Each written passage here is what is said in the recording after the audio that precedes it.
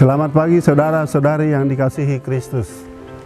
Mari kita mengawali hari baru dengan mendengarkan firman Tuhan yang diambil dari Injil Yohanes pasal 5 ayat 1 sampai dengan 16.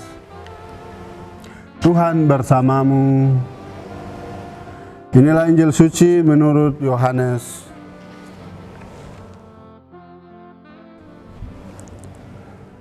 Pada hari raya orang Yahudi, Yesus berangkat ke Yerusalem.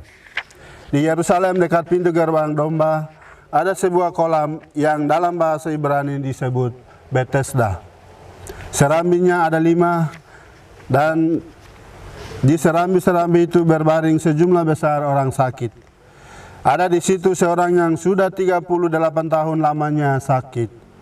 Ketika Yesus melihat orang itu berbaring di sana, dan ketika ia tahu bahwa ia telah lama dalam keadaan itu, berkatalah ia kepadanya, "Maukah engkau sembuh?" Jawab orang sakit itu kepadanya, "Tuhan, tidak ada orang yang menurunkan aku ke dalam kolam itu. Apabila airnya mulai guncang, dan sementara aku sendiri menuju kolam itu, orang lain sudah turun mendahului aku." Kata Yesus kepadanya, "Bangunlah, angkatlah tilammu, dan berjalanlah." Dan pada saat itu juga sembuhlah orang itu. Lalu ia mengangkat tilamnya dan berjalan. Tetapi hari itu hari Sabat.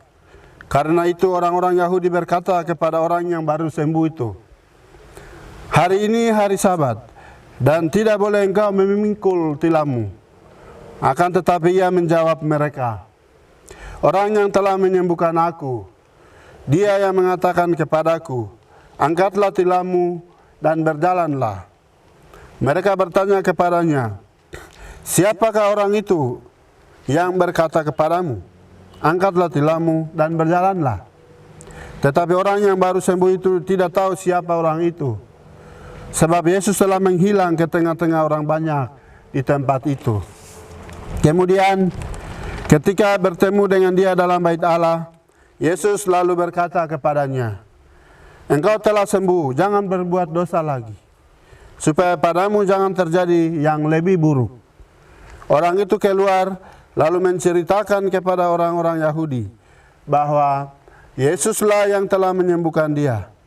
Dan karena itu orang-orang Yahudi berusaha menganiaya Yesus karena ia melakukan hal-hal itu pada hari Sabat. Demikianlah sabda Tuhan. Saudara-saudari yang dikasihi Kristus, tema yang akan kita renungkan pada hari ini, mukjizat itu nyata. Orang sakit pasti merindukan kesembuhan.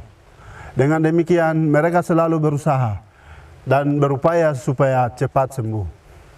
Jika ada tempat yang menjanjikan kesembuhan, orang berbondong-bondong datang ke sana, seperti terlihat di kolam Bethesda.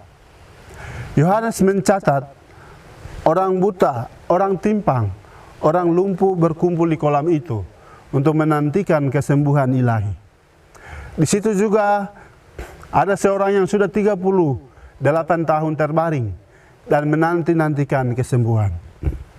Bila dibayangkan bahwa bukan hanya secara fisik ia bermasalah, tetapi juga secara emosi, seperti kecenderungannya menyalahkan orang lain.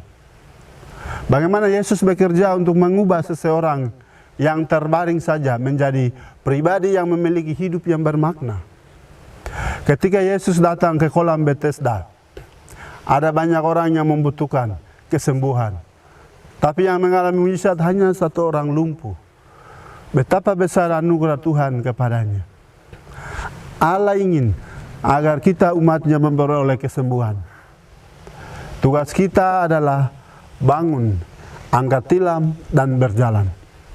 Setiap orang akan ada tuntutan yang unik sesuai konteks kehidupan masing-masing yang harus dilakukan agar terjadi perubahan.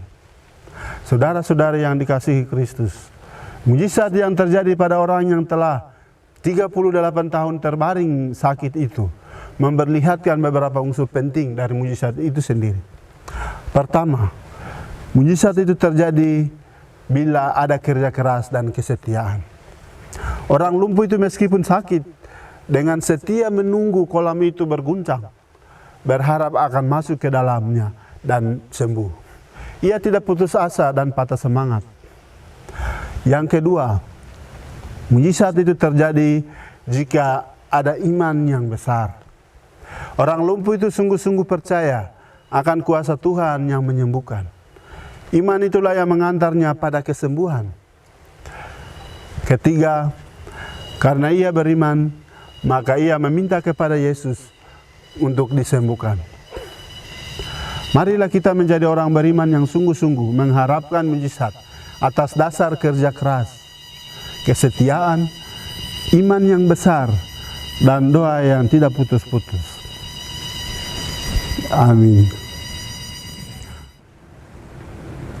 Marilah kita berdoa.